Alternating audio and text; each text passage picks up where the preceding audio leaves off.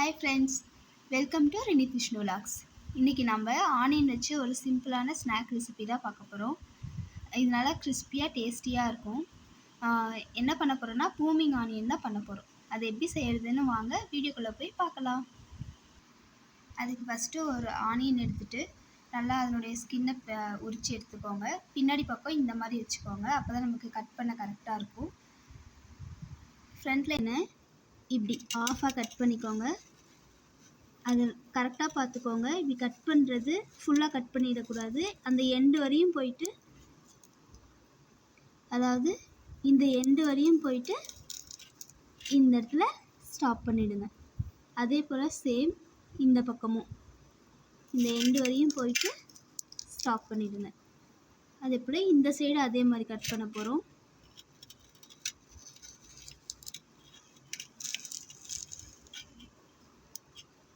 End வரை போயிட்டு stop பண்ணிவிடுங்க.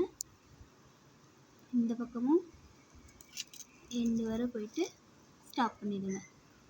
அடுத்து சேம் அதே போல் இந்த சைடு உங்களால் எத்தனை சைடு இந்த மாதிரி கரெக்டாக கட் பண்ண முடியுமோ அத்தனை சைடு கட் பண்ணி எடுத்துக்கோங்க.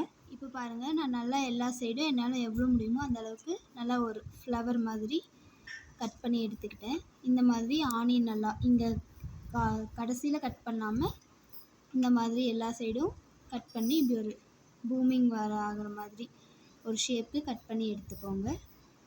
இதை வச்சு தான் நம்ம இன்றைக்கி பூமிங் ஆனியன் பண்ண போகிறோம். இதுக்கு அடுத்து என்ன பண்ணலான்னு பார்க்கலாம் வாங்க. இப்போ இதில் கொஞ்சமாக மிளகாய் பொடியும் உப்பும் லைட்டாக தூவி விட்டுருக்கேன். அதுக்கப்புறமா ஒரு பவுலில்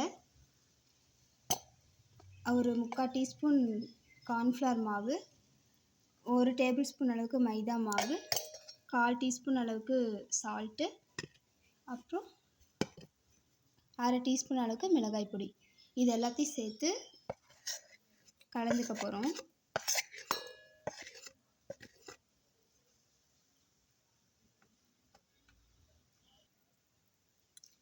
அப்புறம் இதில் கொஞ்சமாக தண்ணி ஆட் பண்ணி ஒரு பேஸ்ட் மாதிரி.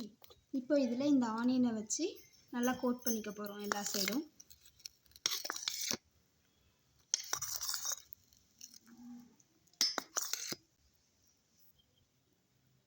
அடுத்து நம்ம அந்த கோட் பண்ண ஆனியன் எடுத்து நான் ப்ரெட்டை நல்லா மிக்சியில் போட்டு அரைச்சி எடுத்துருக்கேன். ஸோ அதில் போட்டு நல்லா முக்கி எடுத்துக்க போகிறோம். ஒரு கடாயில் எண்ணெய் வச்சுக்கோங்க. அது நல்லா சூடேறினதும் மீடியம் ஃப்ளேமில் வச்சுட்டு நம்ம ஏற்கனவே எல்லாம் ப்ரெட் க்ரம்ஸ் போட்டு மேரினேட் பண்ணி வச்சுருக்க ஆனியனை இதில் போட்டு பொரிச்சு எடுக்க போகிறோம்.